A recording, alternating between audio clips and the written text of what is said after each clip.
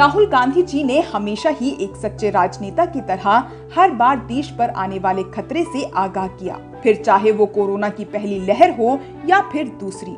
राहुल गांधी जी ने हमेशा देश की जनता के बारे में सोचा। समय समय पर मोदी सरकार को महत्वपूर्ण सुझाव दिए जो सरकार ने पहले नकारे लेकिन बाद में सुझाव माने। कोविड-19 टीकाकरण अभियान उन लोगों के लिए है जिन्हें इसकी जरूरत है, न कि उन लोगों के लिए जो इसे चाहते हैं। केंद्र सरकार के इस रुख पर राहुल गांधी जी ने ट्वीट कर लिखा, प्रत्येक भारतीय सुरक्षित जीवन का मौका पाने का हकदार है। हर भारतीय को सुरक्षित जीवन का मौका मिलना चाहिए और राहुल गांधी जी की इस बात को केंद्र सरकार ने माना और आज देश के हर एक नागरिक के पास टीकाकरण का अधिकार है। राहुल गांधी जी ने 11 अप्रैल को ट्वीट कर सीबीएसई परीक्षा आयोजित करने के फैसले पर पुनः विचार करने की सलाह दी। राहुल जी ने कहा, कोरोना की दूसरी विनाशकारी लहर के मद्देनजर सीबीएसई की परीक्षा कराने पर पुनर्विचार किया जाना चाहिए।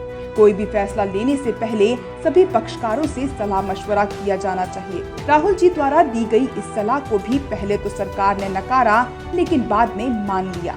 स्पुतनिक वी वैक्सीन को भी जब राहुल गांधी जी ने मंजूरी देने की बात कही तब श्री रविशंकर प्रसाद बेतुकी बयानबाजी करने लगे और 2 दिन बाद सीडीएससीओ की विशेषज्ञ समिति ने स्पुतनिक वी के आपात इस्तेमाल को मंजूरी दिए जाने की सिफारिश की और देश में स्पुतनिक वी वैक्सीन को मंजूरी दे दी गई।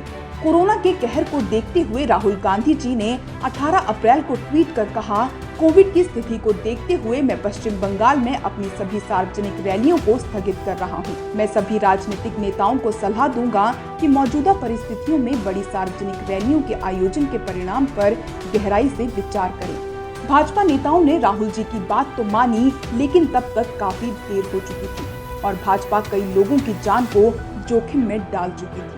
राहुल गांधी जी ने सरकार की भेदभाव वाली वैक्सीन रणनीति पर कई बार सवाल उठाए।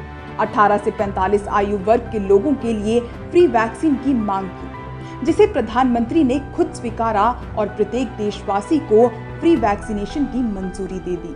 कोरोना महामारी से भारत के अंदर जनता में त्राहिमाम मचा हुआ था। कोविड की दूसरी लहर ने सुनामी का रूप ले लिया था।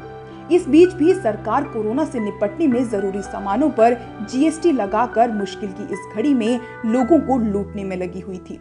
राहुल जी के बार बार अनुरोध करने पर सरकार ने कोरोना से निपटने में जरूरी सामानों को जीएसटी मुक्त कर दिया।